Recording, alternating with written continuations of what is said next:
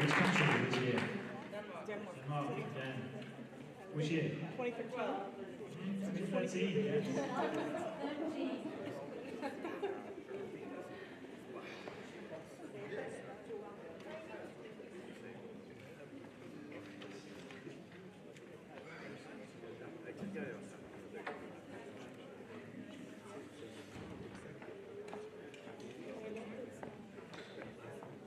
How are we doing for time? Tina says keep going. Okay. Keep on track. You can manage more or less whatever you think that's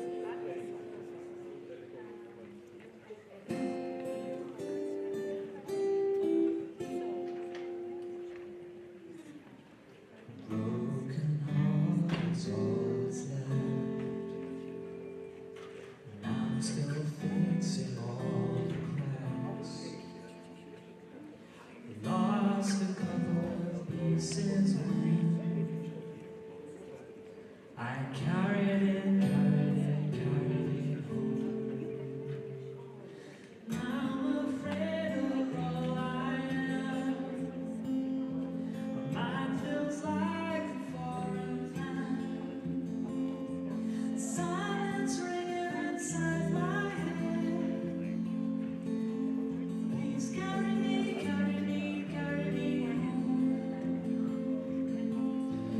I spend all the love I saved. We were always a losing game. Small town boy in a big arcade. I got addicted to a losing game.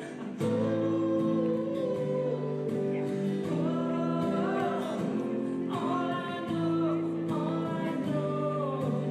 loving you is a losing game.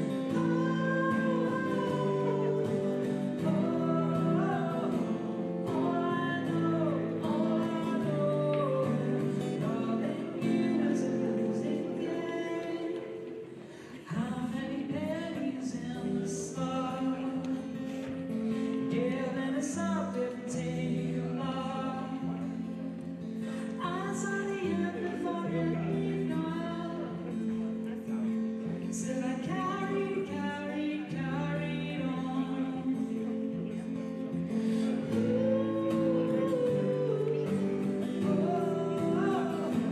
All I know, loving you is a losing game.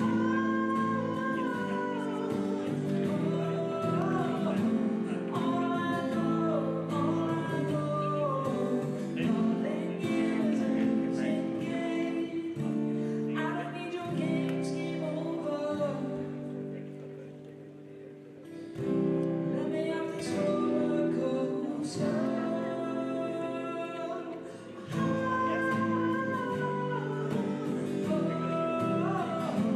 All I know, loving you is a losing game.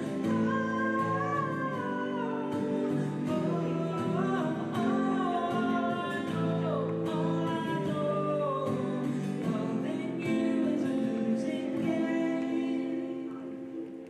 Way to go, hey!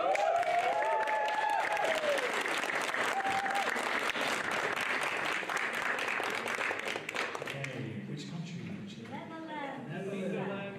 Duncan Lawrence, Netherlands. 2019. I don't know what I'm even asking you guys. I don't even know this stuff. It's the warm-up questions before the hard ones begin.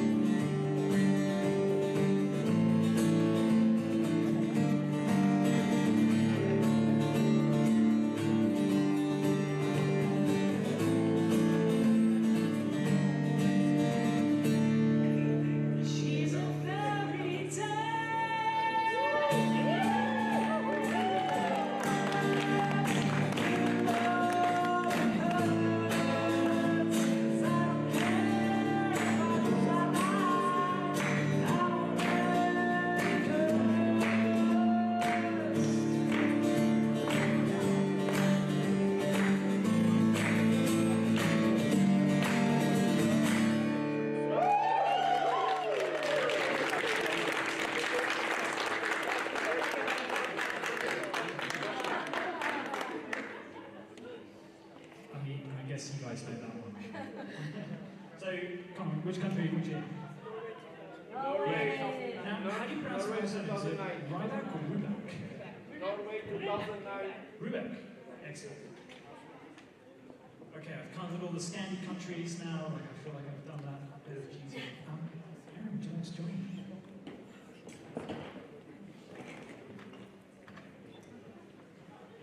This is a sing-along for sure. From the very beginning.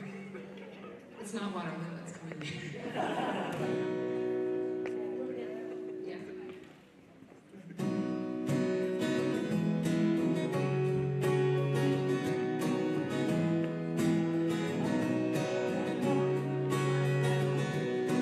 Love shine a light in every corner of my heart. Let the love light carry, let the love light carry. Love the magic in every little part that I love. Shine a light in every corner of our hearts.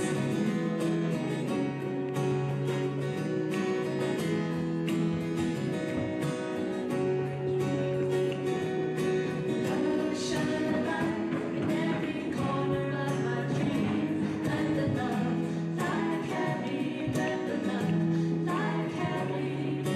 Like the mighty river flowing from the stream. Let our love shine a light in every corner of our dreams. And we're all gonna shine a light together. Shine a light to light the way. Brothers and sisters in every little part. Let our love shine a light in every corner of our hearts.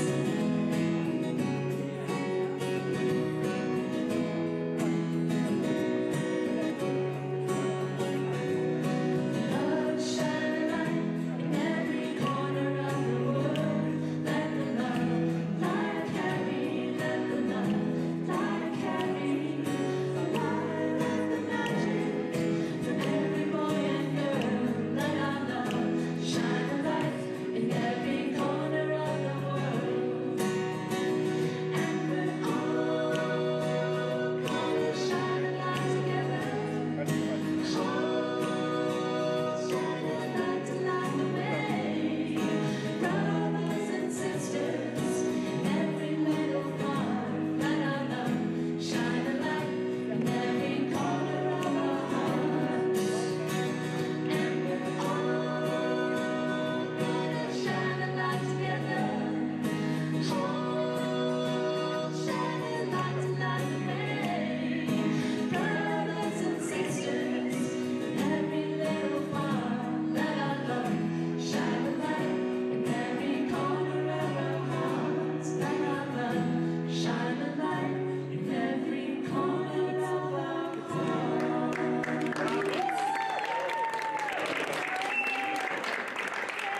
Irving, if you want to come up before our final sing-along, Irving, Sophia, do you guys want to come up before our final sing-along and just, yeah, Final sing-along. Do you want to it's time.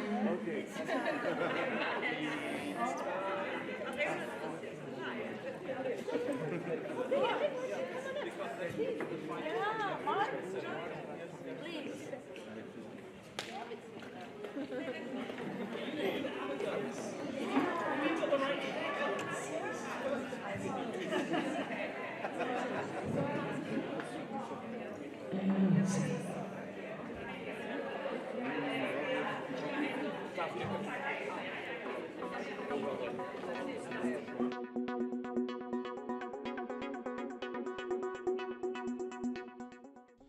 Taylor Swift, Beyoncé, Ariana Grande, and a handful of other global superstars.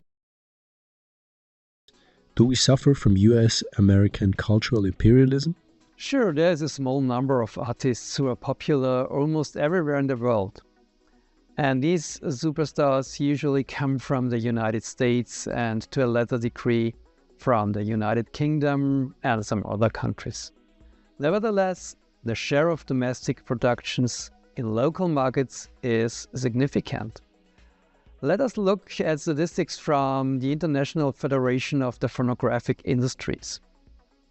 They show the share of so-called domestic repertoire. That's music produced by artists living in that country. Countries and regions differ considerably in this respect. There are some countries with very high shares of domestic music on national markets, for instance, Turkey, Thailand, India, and of course the United States. And there are some countries with notoriously small market shares, such as Austria, Belgium, Switzerland, and New Zealand, all four small countries with big neighbors sharing the same language. In larger European countries, a domestic repertoire accounts for about 50%, and in some countries even more. Unfortunately, IFPI stopped reporting annual statistics on domestic repertoire some years ago. However, a glance into recent European hit parades confirms the strength of national production. Regional artists resist the global superstars. Look, for instance, at charts from France.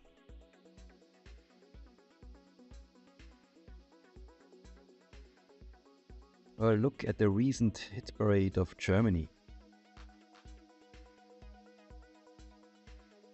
Even Germany's top 10 includes some German entries, such as So Bani's cover of a Herbert Grönemeyer song, or DJ Bennett's remix of a French song from the movie Le Choriste.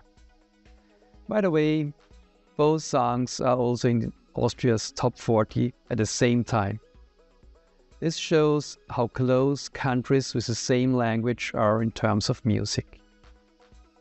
In a recent research project, I used years-end charts from 8 countries in order to depict the proximity of these countries regarding music. I transformed the charts into a network graph in which the closeness between a pair of 2 countries is defined by the number of artists they share in their charts. The closer 2 countries and the stronger the lines, the more songs they share in their respective charts. Not surprisingly, the 3 German-speaking countries in the sample are very close in terms of music chart similarity. Together with UK, the Netherlands and Australia, they form a group of rather high hit parade overlap. In contrast, Italy and France, with a strong national music production, keep aloof from the other countries. The same applies to the United States, which is, of course, the main exporter of global pop music, but with its high share of country music in the national hit parades, also assumes a singular position in the global map of popular music. The German charts include Overdrive, a song by the French DJ duo Offenbach. Does this mean that songs travel across borders? To be honest, not very often and not very far. Of course, there is exchange of songs between countries in the same geolinguistic region. For instance, between Germany, Switzerland and Austria, between France and Belgium, between the Latin American countries or in the Arabic world. But the counterflow from the peripheries to the center is very seldom. The older viewers may remember the global pop hit 7 Seconds by the Senegalese-Swedish singer-songwriters Youssou N'Dour and Nene Cherry in 1994. 5 years later, German artist Lou Bega, son of a Sicilian mother and an Ugandan father, also had an international hit with Mambo No. 5. And in 2012, the world became aware of K-pop when South Korean rapper Psy succeeded with his video Gangnam Style on YouTube. A number of K-pop boy groups followed. However, examples of cross-border success of artists from non-English speaking countries are scarce. This even applies to Europe.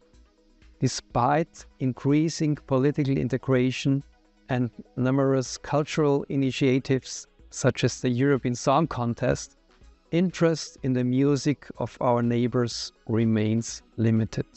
So we don't live in a global village where we all know the same global artists, do we?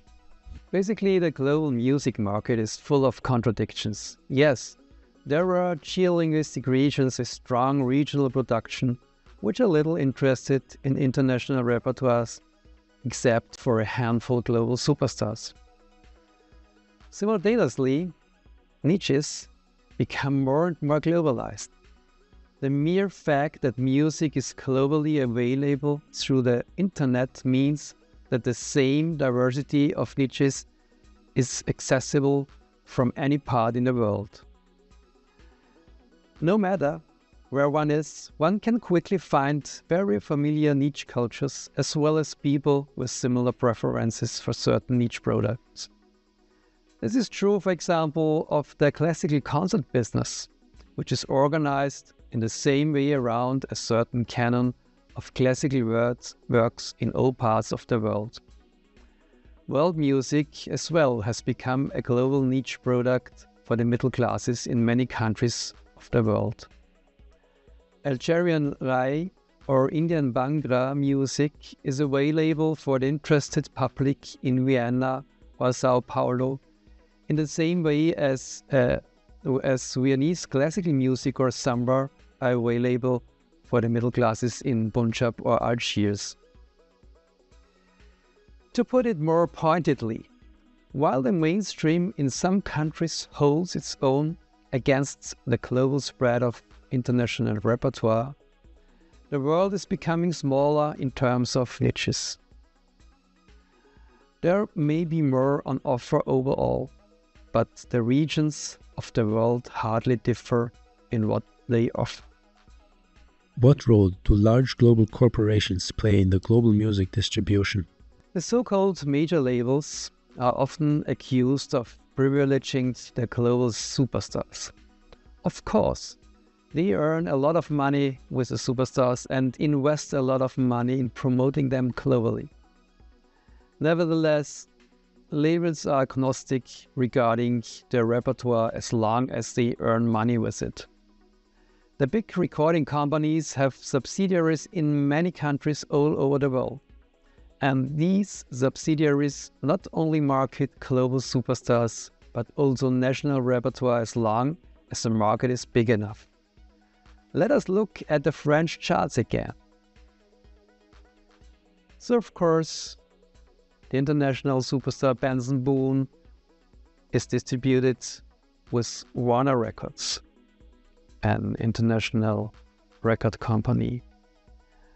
But the other artists, so for instance Djungeli and Pierre Garnier, are also distributed by major labels. So Djungeli has a contract with Capitol Music France, which is a subsidiary of Universal Music, and Pierre Garnier signed with Sony Music Entertainment. So the major labels, together with some independent labels, play an important role in promoting and distributing regional music. How does this change with social media such as YouTube and TikTok? Success or failure on TikTok is primarily determined by the algorithm, and its logic is almost impossible to understand. This often leads to surprises such as the pre-Fleetwood Mac revival in 2020, which began when the video of a warehouse worker Nathan Apodaca from Idaho went viral. In this video, we see him riding his skateboard, lip-syncing to the Fleetwood Mac Some Creams from 1977 and drinking cranberry raspberry juice from a well-known beverage brand. While the TikTok trend of Fleetwood Mac's Dreams was more or less a coincidence, or at least came about without any help from the music industry, musicians themselves try to set trends, usually by posting a short video online with a catchy choreography or another visual realization and inviting their fans to imitate it. The US rhythm and blues singer Lizzo, for example, achieved this with her song About Damn Time, which was used 1.6 million times as a template for user-generated videos.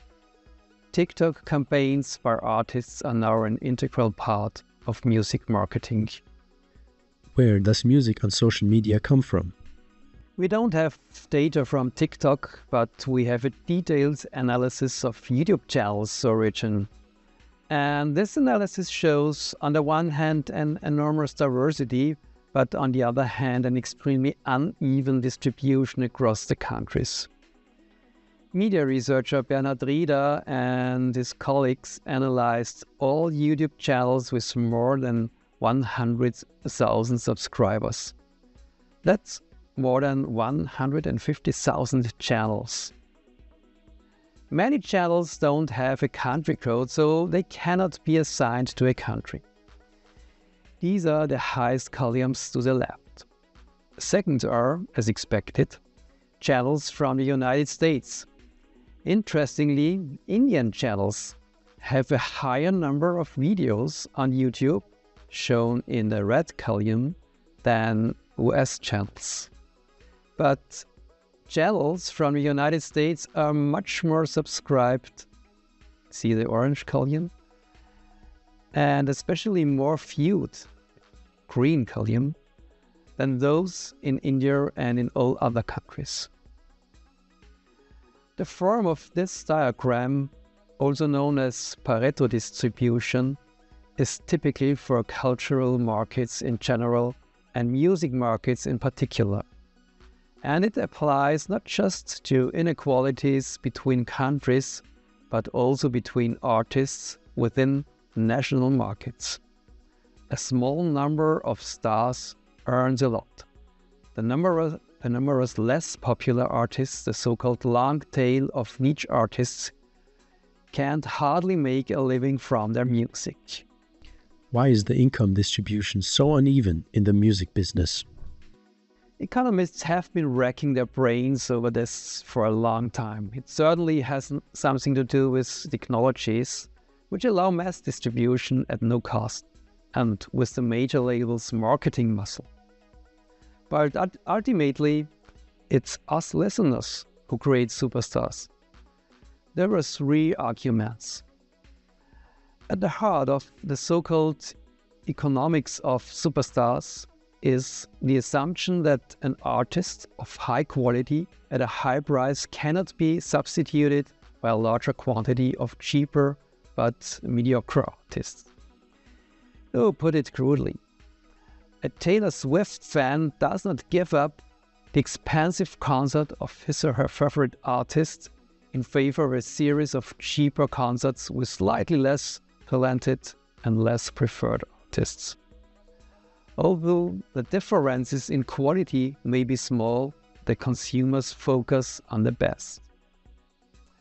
Additionally, artists who already enjoy a high level of attention also arouse the curiosity of those who otherwise make little effort to find interesting music. The larger the fan base, the higher the chance to share cultural experiences with others, and the more frequent the opportunities to learn about the artist and her or his works. In economic terms, superstars reduce our search costs. Finally, when we have discovered our favorite artist, we have little reason to change our mind. The stronger our passion, the more we want to consume it. The benefits that recipients derive from cultural consumption increase through familiarity with cultural goods. In this respect, income disparities in the creative industries do not simply reflect differences in the quality of artistic output, but rather reinforce them. Even non-intended differences in the perception of quality can ultimately lead to enormous inequalities in the music market, where the winner takes it all. Success breeds success. This old saying applies especially to the global music business.